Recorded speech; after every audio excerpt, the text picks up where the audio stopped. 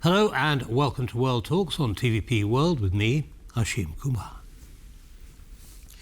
Lithuania is escalating its response to what it calls Belarus hybrid attacks after repeated incursions of smuggler balloons have forced multiple airport closures in Vilnius and disrupted regional air traffic.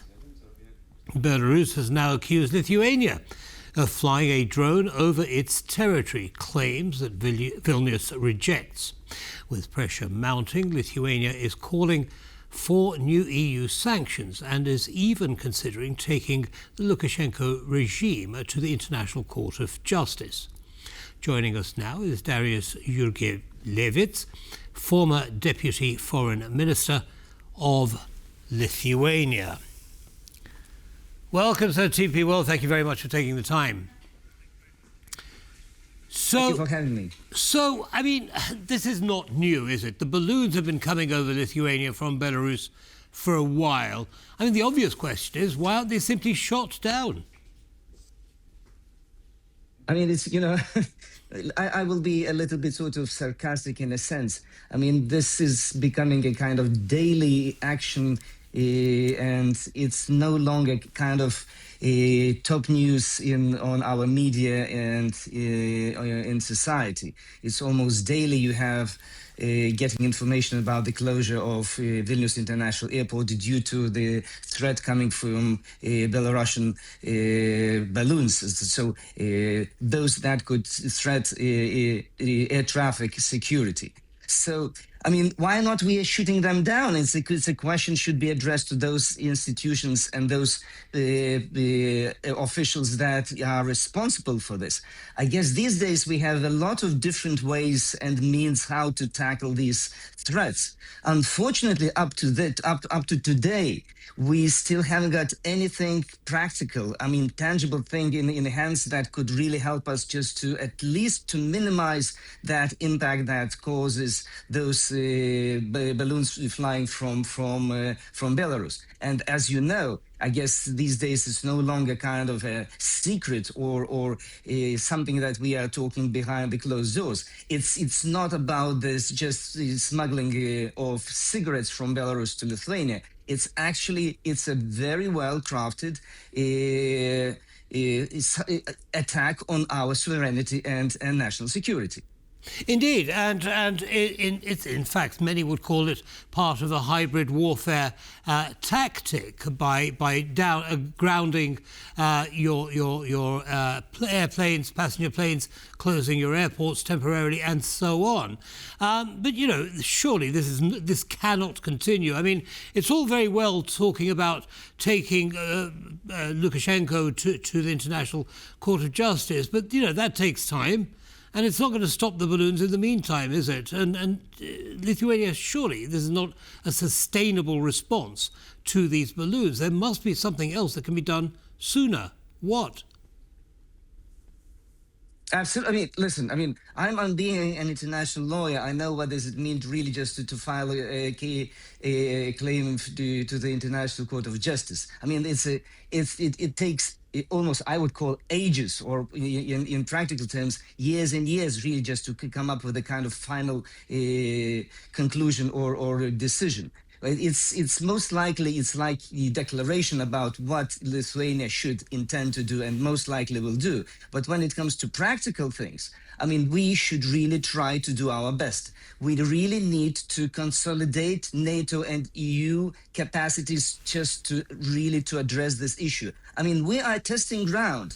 I guess many countries still do not realize that Lithuania is not, it's a unique to a certain extent. It's just because we are to the close proximity to Belarus. So Vilnius is just 30 kilometers from the border of Belarus. So now we are facing a testing ground for how, I would say, NATO and the European Union are going to address those threats that we are facing now. So if we will fail to deliver really serious response to these threats, I mean, we should be absolutely certain these actions will be also applied to other member states. And that's just the question of time if we will fail really just to address them in a proper way. Well, the other risk, of course, is that these could be militarized in some way, these balloons, and who knows what else might happen. Drones might be on their way as well. So, this is part of the Russian/Belarusian hybrid warfare strategy, is it not, to keep pushing boundaries. Now, moving on to the border between Belarus and Lithuania, a number of Lithuanian trucks have been trapped in Belarus. They're not being allowed back into Lithuania. What's the latest situation with regard to that? I know that these trucks have been held as a hostage, although it's not a most likely appropriate word to use when it comes to trucks. But nonetheless, the hostage in a sense that our logistic companies really face a serious threat economically, because it's around 5,000 trucks are held as in Belarus without permission just to cross back to Lithuania. So the Russian side claims that they want, at least that was leaked to the press, they want that Lithuanian Ministry of Foreign Affairs would start direct negotiations with a Belarusian counterpart. So this is one of those leverages that could really, in my opinion, would legitimize our kind of intention to open dialogue with the Lukashenko regime, which is, as we, I guess, know, that this is no longer Lukashenko who rules the country, but he is a proxy that is actually in the hands of Russia. So in my opinion, those trucks now are used as the instrument for us to force to open dialogue. And that is a very, very dangerous path, because when you make this first step, then they will find another reason how to force you just to make a second one. So, I mean, I would be extremely cautious when it comes to this proposal that, okay, we will release those trucks that we have on our side, but we need just to start even very on the lowest level political discussion. So I would say it's absolutely with what aim, unacceptable. though? Well, aim is just to legitimize Belarusian regime again. I mean, we do not recognize elections of 2020 when Lukashenko really lost elections. So since then, we not even call him as the president. I mean, we call him as the dictator Lukashenko. So any official communication with him would give him a legitimization.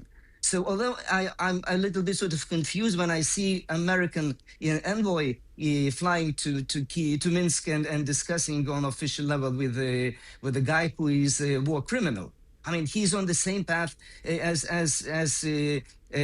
Putin, because I mean he led his territory to range a war against Ukraine. So that's the point when we cannot really get to this point and start officially the communication with this regime. Indeed. Now, the border between Lithuania and Belarus has been reopened. Would closing the border have any impacts that might strengthen Lithuania's case? Our government took decision just to close it for a month. After 3 weeks, it was again opened. So, I mean, we still consider that it was a very clear sign and intention for us just to show that we are not going to tolerate anything that is going to pose a threat to our national security. And it was related directly with the balloons flying to the direction of Vilnius International Airport and grounding many flights and causing a lot of headache and financial losses for not only for airports, air companies, but for ordinary citizens who have planned their holidays, their trips, and that was a clear sign for us. I mean, we are not going to tolerate. So what is going to be the second step these days? I have no idea. At least our government is keen just to keep a pressure. As you know, our Minister of Foreign Affairs, Mr. Budrys, I mean, he is proposing a new package of sanctions against Belarus. But I mean, I'm always getting back to those 19th packages of sanctions that have been introduced by European Union against Russia. I mean, they are painful, but how effective they are going to be in the short run, I'm very much doubt. So, Well, I mean, we should really have to. Sorry. We shall be watching carefully. Unfortunately, we're going to have to end it there, sir. But thank you very much for sharing your analysis with our audience. Have a good evening. Thank you. You too. Thank you. And that brings us to the end of this episode of World Talks. Don't go away, though. Lots more coming up. Goodbye.